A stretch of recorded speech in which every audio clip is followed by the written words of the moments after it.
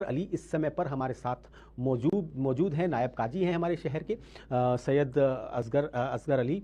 Work के लिए काम करते हैं। वर्क क्या है सैयद जी खुद बताएंगे, असगर जी खुद बताएंगे।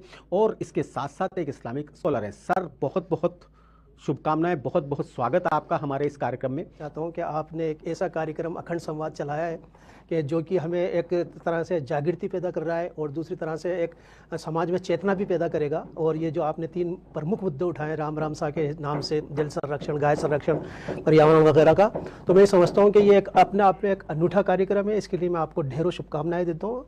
और जैसा कि आपने वर्क के बारे में पूछा है, तो वर्क एक नॉन प्रॉफिटेबल संस्था है जी। और ये जो है भारत में सतयुग के आगमन के लिए कार्य करती है। इसके जो हमारे गुरुजी हैं श्री सैयद अब्दुल्ला तारिक साहब, जो कि रामपुर में विराजते हैं, हमने हमारे जो सिद्धांत रखे हैं वो है कि हमारा पूज्य एक परमेश्वर, हमारी जाति मानव परिवार, हमारा सपना अखंड भारत, हमारा संकल्प युग परिवर्तन, हमारा गौरव हिंदुस्तान। और हमारा ये मानना है कि सतयुग जब शुरू होगा, भारत विश्व गुरु होगा।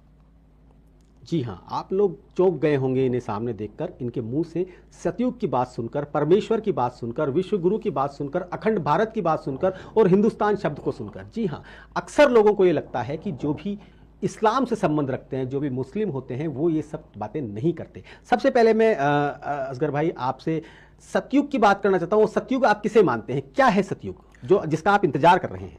देखिए, जैसा कि हिंदू धर्म शास्त्रों के एतबार से 4 युग माने जाते हैं।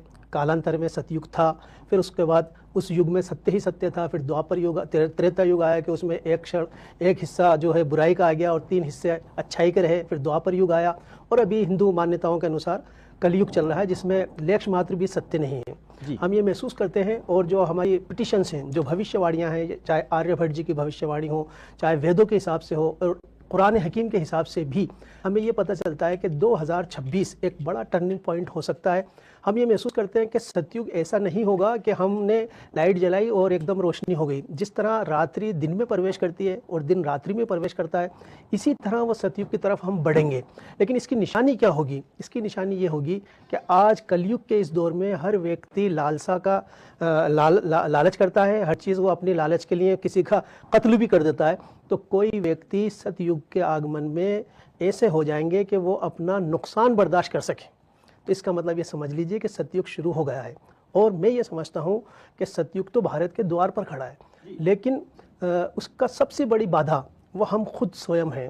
वो इसलिए है क्योंकि हम कुकर्म कर रहे हैं, हम झूठ बोल रहे हैं, हम पाप कर रहे हैं। सतयुग का मतलब सत्यवादी लोग। तो जब हम ही झूठ बोल रहे हों तो हम तो सबसे बड़ी बाधा बन गए सतयुग में। लिहाजा एक चीज़ मैंने और कही थी कि सतयुग जब शुरू होगा, भारत विश्व गुरु होगा।